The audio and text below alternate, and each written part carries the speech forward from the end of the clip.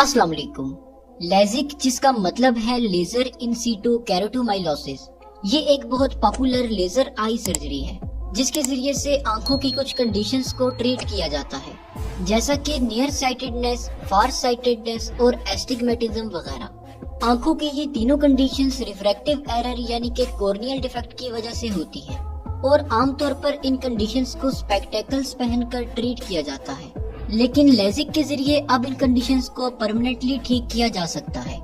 Lasik यानी कि laser eye surgery कैसे परफॉर्म की जाती है, ये देखने से पहले जरा इन तीनों कंडीशंस को समझ लेते हैं। जब आप किसी चीज को देखते हैं तो लाइट रेस आपकी आंख के कॉर्निया और लेंस से रिफ्रैक्ट यानी कि बेंड होकर रेटिना लेयर पर टकराती है और फिर रेटिना इन रेस की इंफॉर्मेशन को ऑप्टिक नर्व के रास्ते ब्रेन तक पहुंचाती है, जहां पर इस इंफॉर्मेशन को प्रोसेस करके इमेजेस क्रिएट की जाती हैं और इस तरह से हम देखने के काबिल होते हैं। क्लियर देखने के लिए ये बहुत जरूरी है कि लाइट रेस आपकी आंख के रेटिना पर जाकर टकराएं और ऐसा तब मुमकिन होता है जब आपकी आंख का लेंस और कॉर्निया रेस को ठीक डायरेक्शन में रिफ्रैक्ट कर सके। लेकिन बाज़-औक़ात कुछ लोगों में कॉर्निया लाइट रेस को ठीक डायरेक्शन में बेंड नहीं करवा सकता। कॉर्निया इंसानी आंख के फ्रंट पर मौजूद सबसे बाहर वाली लेयर होती है।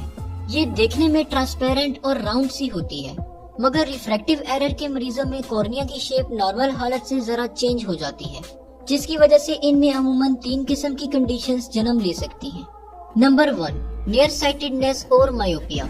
नियर साइटेडनेस के मरीजों में आंख का कॉर्निया जरा ज्यादा गुंबदनुमा यानी बाहर को उभरा होता है, जिसकी वजह से लाइट रेस जरूरत से ज्यादा बेंड होने लगती है। ऐसे मरीज करीब की चीज को तो क्लियरली देख लेते हैं, मगर दूर की नजर थोड़ी कमजोर होती है। ऐसा इसलिए होता है कि इनकी आंख की कॉर्निया दूर की लाइट रेस को ज्यादा बेंड कर देती है, जिसकी वजह से रेस रेटिना पर हिट होने के बजाय पहले ही आंख में टकरा जाती है और फिर दूर की चीज धुंधली दिखाई देती है। नंबर 2, फार साइटेडनेस और हाइप्रोपिया। फार साइटेडनेस के मरीजों की आंख का कॉर्निया राउंड के बजाय जरा फ्लैट सा होता है, जिसकी वजह से लाइट रेटिना पर हिट होने के बजाय रेटिना से पीछे जाकर हिट होती है। अब क्योंकि दूर की लाइट रेस जरा स्ट्रेट होती है और इन्हें ज्यादा बेंड करने की जरूरत नहीं पड़ती, इसलिए ऐसे लोग दूर की चीज को क्लियरली देख पाते हैं, जबकि करीब की चीज कम बेंड होने की वजह से इन्हें धुंधली दिखाई देती है। Number 3, astigmatism. एस्टिग्मेटिज्म के मरीजों की आंख का कॉर्निया इर्रेगुलर शेप का होता है, यानी कहीं से ज्यादा गुंबदनुमा और कहीं से ज्यादा फ्लैट, जिसकी वजह से ऐसे लोगों में दूर और करीब दोनों किस्म की चीजें धुंधली नजर आती हैं। कॉर्निया की इन तीनों कंडीशंस को लेजिक के जरिए अच्छे तरीके से ट्रीट किया जा सकता है। लेजिक सर्जरी तकरीबन 30 मिनट में कंप्लीट हो जाती है।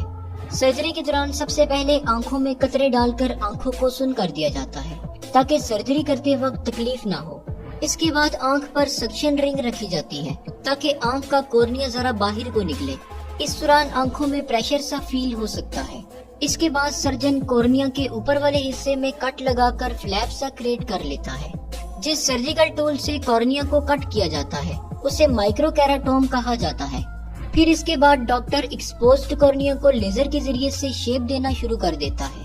लेजर में अल्ट्रावायलेट रेस को इस्तेमाल किया जाता है। ये रेस कॉर्निया के छोटे छोटे टिश्यूज को डिस्ट्रॉय करके इवेपोरेट करती जाती है। इस दौरान क्योंकि कॉर्नियल टिश्यू बर्न हो रहे होते हैं, इसलिए जरा बर्निंग स्मेल आ सकती है।